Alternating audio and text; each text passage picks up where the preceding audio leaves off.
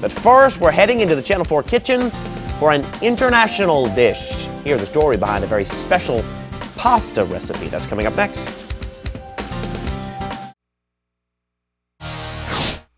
Wait, where do I look? Whether you're visiting another country, we're almost at you, or watching the travel shows on TV, you know how good some of those international meals can be. Well, now you can make some of those same dishes without stepping foot out the door. We've got young chef Tony Tahan. He's no stranger to culture. His family's from the Middle East. He was born in Venezuela and he was raised in South Florida. He's infusing all of these cultures into his dishes, and he's joining us this morning with an original pasta meal, and it's named after your best friend. Yep, Zarina, thank you so much for having me. How are you? Nice to meet you. Nice to meet you.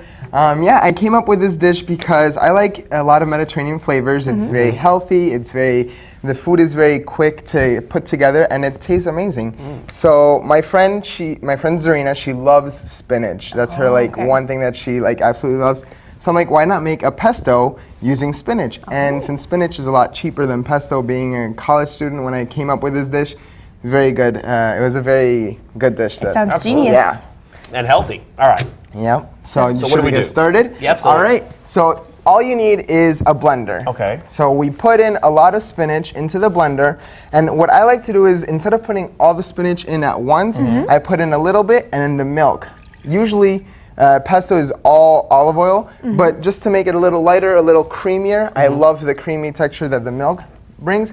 So I like to turn it on. And it's really loud, so you get the idea. Okay, TV magic. sure. Yeah, TV magic. So you put in the rest of the spinach. Okay. Oh, we lost a couple of leaves. That's all right.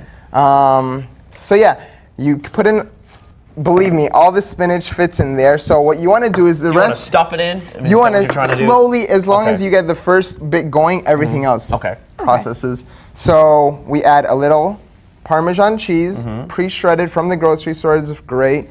I leave a little on top. That's a time saver, right? Yeah. Okay. Oh my gosh. With time these days, you just want to, anywhere you can cut corners is fantastic. So I'm going to leave a little for the garnish on top. Okay. Toasted walnuts. Ooh. You want to?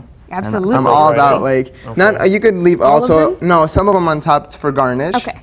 Garnish. Yep. And usually traditionally pesto is made with pine nuts, but again, really expensive sometimes in the grocery store. Walnuts work perfectly. And if you don't want to have Parmesan cheese, Pecorino Romano, any sort of cheese. Oh, okay. Yeah, and so this is an optional ingredient, red pepper flakes. Ooh. But I like to add it. It's a little All kick. of it? No, definitely not a lot. And one little trick is you rub them between your fingertips, and the oils that have been dormant in the cupboard for so long, they just pop right out. They wake up. This is going to be Or you just dump it all in and silence everybody. We can see why I don't cook.